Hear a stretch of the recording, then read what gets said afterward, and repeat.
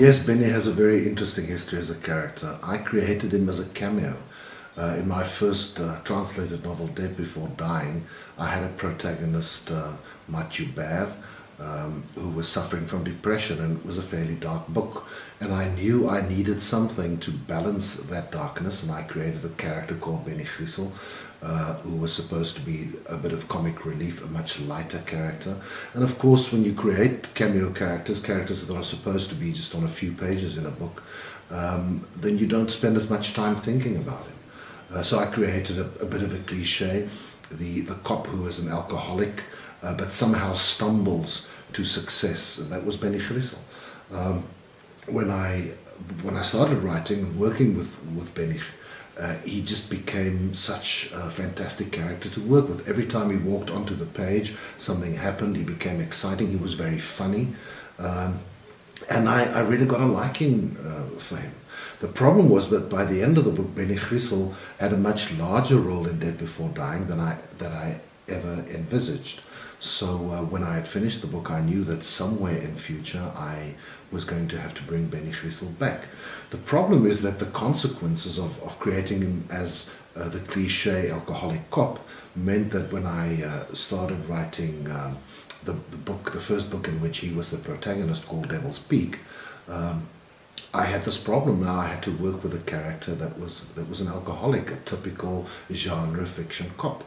And I tried to do something different. I tried to really focus on the damage that Benny was doing because of his alcoholism, and how he was struggling to win back his wife and to beat the alcoholic tendencies. And that, I think, endeared him to me even more, because when you work with a character, and especially if you work in the genre, then you're looking for as many sources of suspense as you can find, and conflict being the mother of suspense. If you can have a character with a lot of internal conflict as well, that, I think, adds to the depth of the character and to the interest that readers may have in the story. You know, I owed Benny, in the two previous books, Benny Grissel had gone through some really bad stuff in Devil's Peak. His wife kicks him out of the house, and she says if he does not sober up, then she doesn't want him back. In 13 hours, she divorces him. At the end of 13 hours, Benny hears that his wife is going to leave him permanently. So I also owed Benny a little bit of resolution in terms of his love life. He needed someone that he can get attached to, and that became a lot of fun, because he had met in 13 hours a very famous former singer called Alexa Barnard, and they had an immediate chemistry and a connection. So in 7 days, Benny starts pursuing her. He slowly falls in love with her, but it's very difficult for him because she's an alcoholic too. And that was a dynamic that I really enjoyed writing about, because for the first time, suddenly Benny, being an alcoholic himself, he became the guy who had to look after Alexa and make sure that she stays dry, which was a very new role for him. So that was also part of the development of the story of 7 Days. I also, you know, whenever I do research, I go out, I take my camera, my video camera, my GPS, I go walk the streets that Benny would walk. I go find places and houses. For instance, for the very rich guy who is the power behind this big transaction, I had to go find a house in the very affluent part of Cape Town called Constantia. And that was a lot of fun. I studied aerial photographs. I used Google Earth to do that. And then I went onto websites of estate agents to try and find a house, because you always find nice photographs on estate agent websites, to try and find a house that was big in terms of the land that it occupied, but also very beautiful, to help me to describe that kind of house. Yes, Sean Bean has signed on. If the movies are made, he will be Benny Grissel. But you have to understand that the movie making process is a very slow one. What happens first is that a production company options your book, which means they have the right for 12 or 18 or 24 months to develop the movie project. But it's a very slow moving project. First of all, they have to get the script written, because without a script they can't go find the cast, they can't attach a director, and only once they've done that, then they go look for funding. And funding an international movie is a very difficult and a very complicated thing and a very slow thing to happen. So there's no guarantee at this stage that either 7 days or 13 hours will become a movie. But Sean Bean has signed up to be Benny Griessel, and I would be absolutely delighted if he did play the role. I admire him as an actor very much, and to me the interesting thing is that he looks a little bit like the way I envisaged Benny Griessel to look. So I would be absolutely delighted. What inspired you to write Cobra? I don't believe in inspiration as much as perspiration. If one had to wait around for inspiration, you would never get a novel done. Developing stories, developing new books is really just hard work. It's going out, collecting story ideas. I mean, that becomes a way of life, I think, for all authors. And then taking those story ideas that you really like and trying to fit them together. In this case, the original story idea came from a New York Times article on, it was really an expose on the American Department of Justice and the CIA, who created an algorithm that was sniffing out terrorists in the international financial sector, in the banking system. But a book is never just one story element. You've got to keep adding other stuff.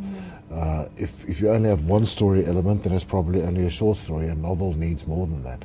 So there were other elements that finally got together to create Cobra. And it was really, hard work. You got to chip away at it. You have to keep working at it. Well, the book kicks off with Benny Griessel, a Hawks detective, looking into the murder of 3 people in a guest house in Franschhoek. 2 of the guys who are killed are very lean military types.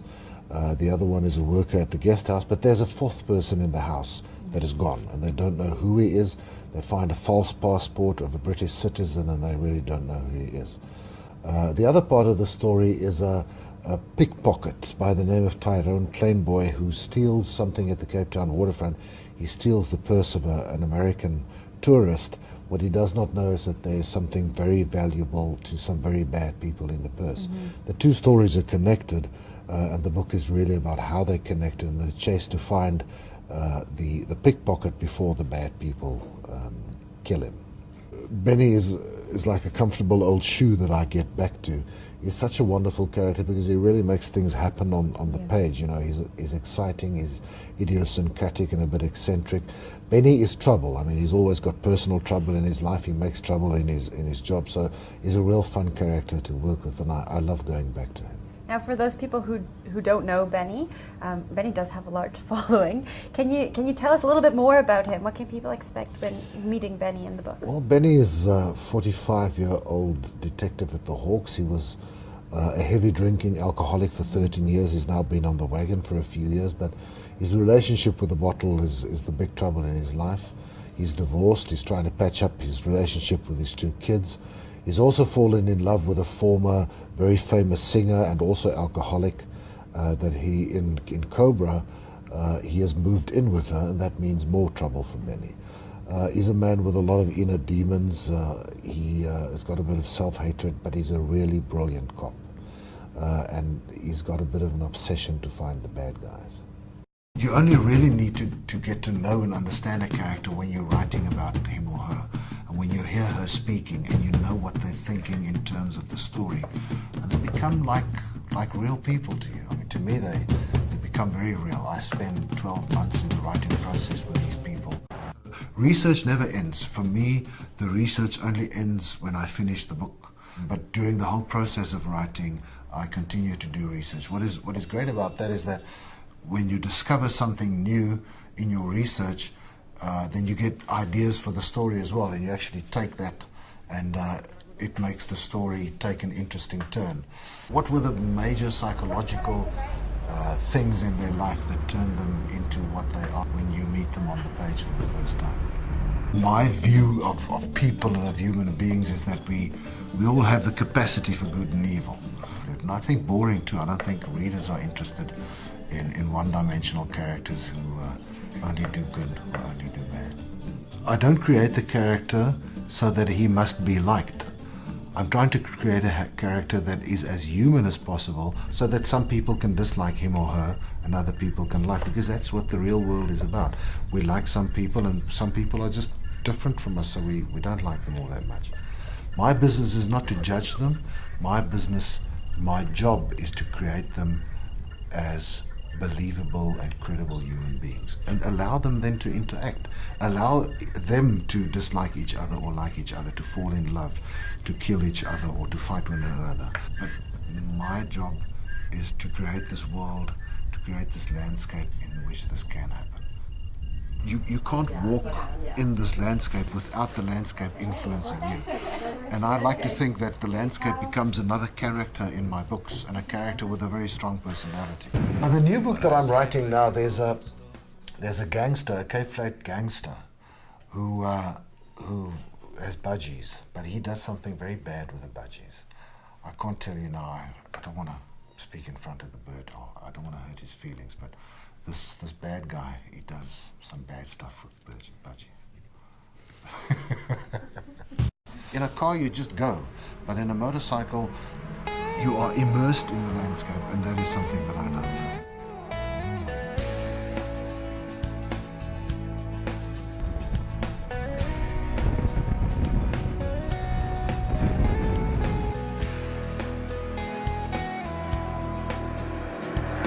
Johannesburg, 'n wêreldstad, Hollywood en Kaapstad. Die jollers bly laat wakker, veral hier in die